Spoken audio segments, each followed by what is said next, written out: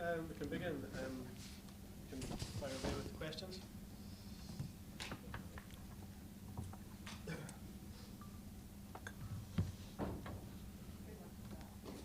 Good evening, gentlemen, and please feel free to ask any questions, whatever you want to ask, please. Batra, now coming from outside Asia for the first time, and what would be your main objective, especially to spread of hockey? Now, firstly, let me tell you, there's nothing like Europe, Asia, or anything. We are a one big family. So, hockey family is amongst the one from the hockey family. So, there's nothing like Asia or Europe or whatever. If that was the context of your question. Hockey, if we have to grow, I think the boundaries need to grow now. Yes, we have a very good lot of 12, 14 countries, but it now needs to expand to maybe 25, 30. So we have a bigger base, bigger viewership, and concentrate on TV and other social media mediums to expand the scope of the game. Dr. Batra, you're the first Indian president of an Olympic International Federation. Do you feel that brings any extra pressure to you, considering the problems that have occurred in Indian administration in the last few years? I don't think it will get any additional pressure, but I do feel, yes, it's an honor to be a first Indian to be president of any Olympic sport. Yes, it's an honor. And I feel humbled also. It makes me feel that I have more responsibilities, and I would certainly like to live up to the expectation my members have shown in me. So I would certainly like to live up to them and try and take hockey to expand the base and take it to further high levels. Among your top responsibilities, which would be your priorities, basically? See, hockey, I think you have a well-oiled machinery in office. And I would rather like to focus and concentrate more on how to increase the revenues and increase the reach. I don't think I am required at all. The office is such a well-functional office. I don't think there's no need for me to be sitting there and telling anyone anything to do. I think rather they'll be telling me that this is how it is. So I'm very satisfied with the office. I would more like to focus on how to increase the revenues and how to increase the reach. That will be my goal. So, President, in the forum yesterday, we talked about hockey coming home. From 2019, you have this home and away. Now, with the situation between India and Pakistan, you have, how can we manage it? Still 2 years away? See, I'll tell you, India, Pakistan, these political compulsions, these are political issues. When they start, when they stop, no one has any idea. International commitments you cannot refuse, whether it is India or Pakistan. If home and away Pakistan is there, India will have to play and Pakistan will have to play. It's as simple, as straight as that.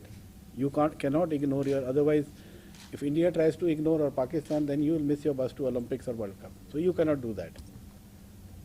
And I just want to add one more thing. That issue, if you are talking about, this I am talking as Hockey India President, what I did yesterday, that we and Pakistan Hockey Federation met and the old issues have been resolved. So there is nothing now. Whatever happened in the Champions Trophy is resolved, sorted out. So those issues are over. If you feel there's anything that no bilateral or something, that issue is over. Yeah, besides like in cricket, we have seen it's one of the bigger money spinners in terms of crowd, in terms of passion. That is what the focus is going forward for the FIH. So it would be, I think, unnecessary. India, Pakistan has always been, high intensity games, good viewership. So home and away would be a good, addition to that. And I'm a strong supporter of home and away. Let's understand that. Adding to that question, there have been Pakistan has not had an international event of any sporting event for a long time.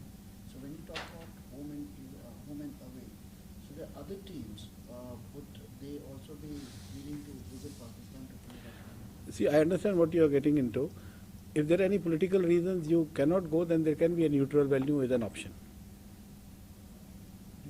Do you look at this place as a neutral venue? Since So neutral venues, any venue is neutral venue. So There's no such A, B or C. I can't pinpoint on that. That's Pakistan's choice, whichever, if people can. I'm using the again word if. If there are any restrictions, then it's up to Pakistan to decide whichever neutral venue they select. And FIH has to approve that.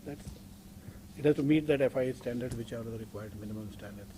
Any plans for the growth of the sport in this region, the GCC region, especially the UAE? What is GCC? I don't understand. The Middle East. Cooperation Council. Okay, no, absolutely. Growth in all areas, all regions, I mean to say. Gulf is no exception to that. We have Africa, we have Pan Am, we have areas in Oceania also. So it is growth all across, not restricted to any region. I think Mr. Jason would be better suited to answer this, but when you have 137 member nations now, once suspended, and you're planning to increase it to 154, right, by the next 5 years. Did I say that? No, that's the plan, right? Okay. So, I just want some stats, like how many of these nations have tough fields in these countries? How many of these nations? Well, if you are asking me a specific question on how many turfs countries would have, it will be difficult for me to answer right now. Maybe if you ask me this question in a week's time, I'll be able to explain everything to you. But I don't think me and Jason are joining on the same day. So we are both in the same situation. Hockey is moving forward with five-a-side, different things. So please be rest assured, the old team has got it to a very good level. Now we need to expand it and take it to further. So rest assured, if there are 150, the word you mentioned, all 150 would be playing. We can assure you on that. Is your election here today part of a bigger plan potentially to, do you see International Olympic Committee membership on your agenda in the next few years potentially? I'll tell you what, hockey is my passion, hockey is in my blood. I made it very clear when I did my speech also. People who are from India will tell you a person would be a nutcase if he left cricket. If I was in cricket, I would have been president of the cricket board today. The only thing I know is hockey. I never tried to go for Indian Olympic presidentship. I could have been 2 years back. Yeah. So for me, it's only hockey, and I don't see beyond that.